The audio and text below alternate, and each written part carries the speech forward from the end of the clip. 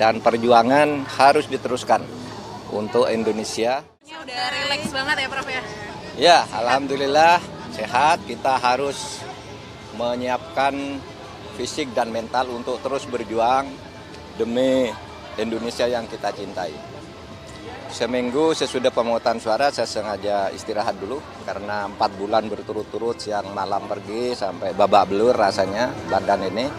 Nah sesudah itu saya di rumah seminggu dan ini udah hampir masuk ke minggu ketiga. Sejak minggu kedua awal saya sudah keluar, sudah ke kampus, sudah ke daerah, sudah ketemu beberapa orang yang ingin ketemu para relawan dan sekarang olahraga di tempat terbuka. Biasanya saya treadmill di rumah. Ini sekarang kembali ke GBK.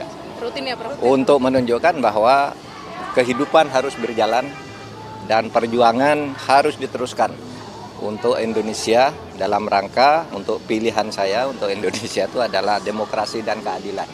Orang yang lain bisa ambil peran di bidang ekonomi, orang yang lain bisa berperan di bidang kebudayaan dan dimensi.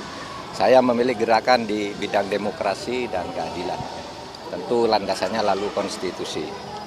Dan saya sudah ketemu dengan para relawan secara bergantian untuk terus berjuang bersama-sama. Kita harus lewat ya semacam gerakan-gerakan masyarakat, penyadaran masyarakat agar berani bergerak. Makanya sekarang ya kita ketemu di sini di GBK ini. Terkait putusan MK yang tetap pilkada tetap di bulan November 2024, iya. Gimana Prof? Ya saya sangat salut dan terkejut karena putusan MK nomor 12 tahun 2024 ini tidak menjadi diskusi publik, tiba-tiba keluar.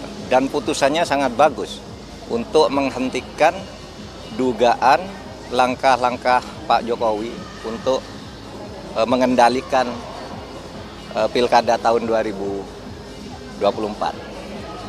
Jadwal pilkada itu kan tepatnya 27 November menurut undang-undang ya. 27 November tahun 2024. Tapi Pak Jokowi mengajukan rancangan undang-undang agar dimajukan September dengan alasan agar lebih mudah. Karena kalau pemerintah baru tidak bisa mengendalikan, padahal itu kan bisa aja untuk birokrasi pemerintahnya tetap, yang ganti kan hanya menteri sama presidennya. Sehingga masyarakat lalu menduga usul pengajuan rancangan undang-undang pemilihan pilkada itu menjadi bulan September itu hanya untuk memberi waktu, memberi peluang kepada Pak Jokowi atau Pak Jokowi ingin mengambil peluang agar dia bisa mengatur pilkada di seluruh Indonesia. Dan ternyata ada anak cerdas 2 orang mahasiswa dari UI yaitu Ahmad Al-Farizi dan Nur Fauzi yang mencium gelagat ini lalu menggugat.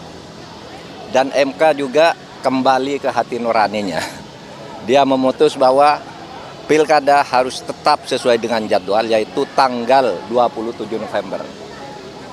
Kalau mau diajukan ya tetap di bulan November 2024. Dengan demikian yang mengendalikan ini sudah pemerintah baru nanti. Entah siapa. Pemerintah baru itu bisa Pak Prabowo, bisa Anies, bisa Ganjar ya, tergantung putusan MK nanti. Nah, oleh sebab itu saya salut satu kepada Ahmad Al-Farizi dan Nur Fauzi, mahasiswa yang sangat cerdas dan punya pandangan jauh agar demokrasi ini tidak diolah-olah kembali. Kemudian saya salut kepada MK.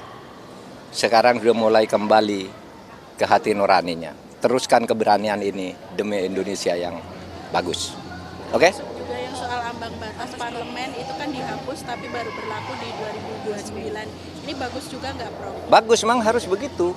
Berlakunya itu harus di dalam tradisi hukum di seluruh dunia. Kalau ada perubahan aturan yang memberatkan atau menguntungkan seseorang harus pada periode berikutnya. Termasuk misalnya seharusnya usia calon presiden, wakil presiden itu kalau mau berlaku pemilu yang akan datang seharusnya ya. Dan itu sudah disuarakan, tapi waktu itu MK-nya ya begitu memutuskannya. Meskipun itu sebenarnya substansinya putusan itu salah. Salahnya apa? Karena yang menyetujui kepala daerah menjadi calon presiden meskipun umur di bawah 40 tahun itu hanya 3 hakim. Yang 4 menolak. Yang 2 hanya menyetujui asal gubernur. Sudah pengalaman di gubernur. Lah ini yang hanya setuju digabungkan ke yang 3 ini sehingga 5-4 akhirnya. Itu kan kesalahan. Dan kesalahan itu sudah dibuktikan bahwa itu salah. Yaitu ketua MK-nya yang mengarahkan ke arah ini Pak Anwar Usman sudah dipecat dari ketua. Itu karena bukti salah. Dan itu nanti bisa menjadi bukti juga dalam gugatan di Mahkamah Konstitusi. Tapi Prof, dalam putusan itu disebut kalau misalnya ambang batas itu udah harus diberlakukan sebelum pemilu 2029. Artinya bisa berlaku untuk pemilu sekarang atau bagaimana? Enggak, sebelum pemilu 2029 ya, artinya nanti pemilu 2009 itu diubah dulu kan undang-undang. Bunyinya kan mengubah undang-undang dulu. Ya kan? Diubah dulu nanti berapa? Kan itu belum tentu berarti 0 juga. Ya, tapi dia menghapus lalu apa syaratnya?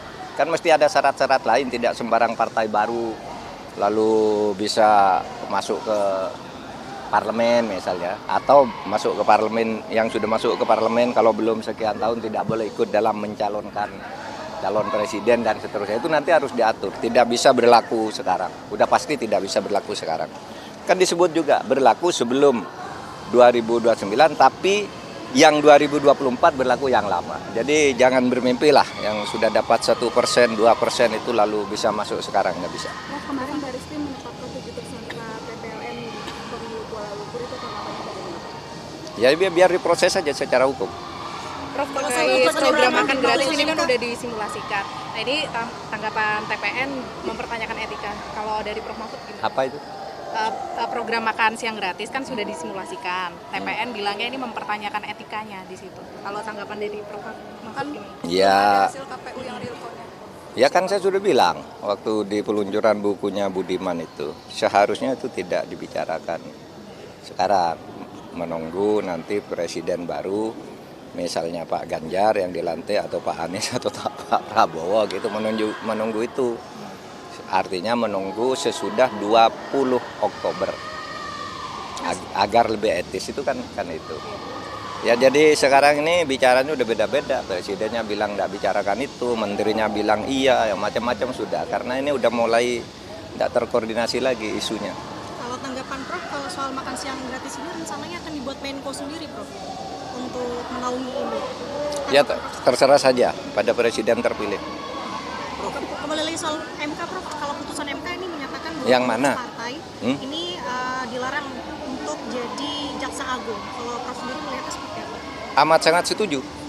Pengurus partai atau orang, kalau saya orang yang bukan pengurus partai tapi minimal 5 tahun tidak menjadi anggota maupun pengurus partai. 5 tahun terakhir tidak menjadi anggota pengurus partai. Prof, kalau soal ambang batas parlemen ini secara hukum tata negara bagusnya gimana ya, kan concernnya banyak suara yang hangus gitu kalau ambang batasnya terlalu tinggi. Mungkin ada pendapat dari Prof. Kalau saya sendiri pribadi, ya, tapi itu MK punya pertimbangan lain ya. Saya sendiri pribadi harus ada parliamentary threshold itu. Kan sejak reformasi dulu 2%, ya kan pertama berlaku. Lalu partai yang tidak 2% tidak boleh ikut pemilu, hanya ganti nama berikutnya. Partai Bulan Bintang menjadi Bintang Bulan, yang lain orangnya tetap. Lalu kita atur, itu ada putusan MK, oke, 4, tetapi untuk daerah boleh, kan gitu kan. 4 untuk parlemen pusat, untuk daerah berapapun kursinya dapat ambil, kan gitu. Nah sekarang mau dihapus semua, saya belum baca detail. Tapi itu berbeda dengan kerangka dasar yang dibangun awal reformasi. Tidak apa-apa. Kalau saya sih ikut diskusi ini sejak sebelum reformasi ya, tentang ambang batas atau parliamentary threshold itu. Maksud terkait dengan hak angket ini yang belum juga bergulir di parlemen. Ini, Sementara masyarakat sipil sudah menantikan, publik juga sudah menantikan, ini serius atau di prank lagi gitu Prof? Saudara, masyarakat banyak bertanya, ini masalah hak angket, masalah gugatan ke MK kok enggak jalan. Lah itu ada jadwalnya. Gugatan ke MK itu baru bisa dimulai nanti tanggal 24 Maret. Kalau jadwal putusan KPU itu 20 Maret, kan berarti 3 hari sesudah itu. Masa ngajukan sekarang? Nggak bisa. Kalau kami udah siap, TPN kami, tim hukum kami, 3 udah siap, udah lengkap. Sekarang MK buka, kita langsung daftar. Jadi jangan dibilang, loh kok diem aja. Nggak diem, memang nunggu putusan resmi KPU. Keputusannya siapa yang angkanya terbanyak. Nah baru sudah itu 3 hari sudah itu baru sidang. Jadi jangan dibilang diem, kami bergerak terus. Sama dengan angket. Kok angket itu cuma gertak-gertak? Lu nunggu sidang DPR dong.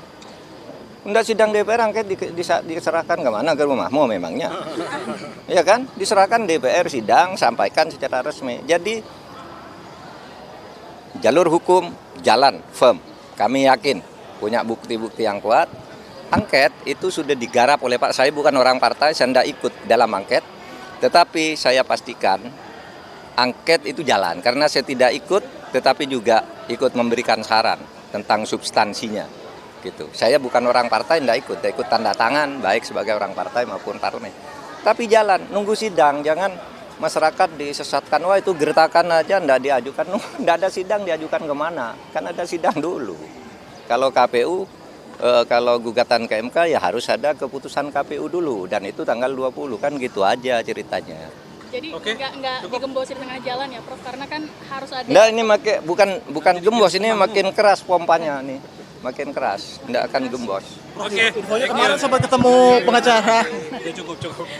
Lanjut. Saya selain pilkada oleh MK ditetapkan secara definitif harus berlangsung November, saya juga minta masyarakat agar mengawal pembahasan RUU daerah khusus Jakarta. Karena undang-undang itu memang harus dibuat karena sudah ada undang-undang KN. Tapi ada satu isi yang di situ sangat mengecoh kalau saudara tidak hati-hati, yaitu Gubernur DKI semula itu akan dipilih oleh Presiden langsung, karena ini daerah khusus. Masyarakat tidak setuju, lalu sekarang kesepakatan sementara itu nanti Gubernur DKJ itu akan dipilih 2 nama oleh DPR lalu diserahkan kepada Presiden. Presiden menentukan 1. Ini bisa berpotensi kronisme lagi. Oleh sebab itu masyarakat harus tetap menolak. Ini akal-akalan baru untuk ikut cawe-cawe tidak jujur di dalam pemilihan gubernur Jakarta. Oleh sebab itu masyarakat harus mengawal, dan saya berharap kepada partai-partai besar tetap menolak gagasan pemilihan kecuali pemilihan langsung seperti yang biasa. Itu harus kita kawal bersama untuk demokrasi dan keadilan kita. Itu aja ya.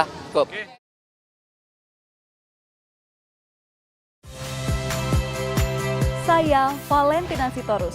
Saksikan program-program Kompas TV melalui siaran digital, pay TV, dan media streaming lainnya.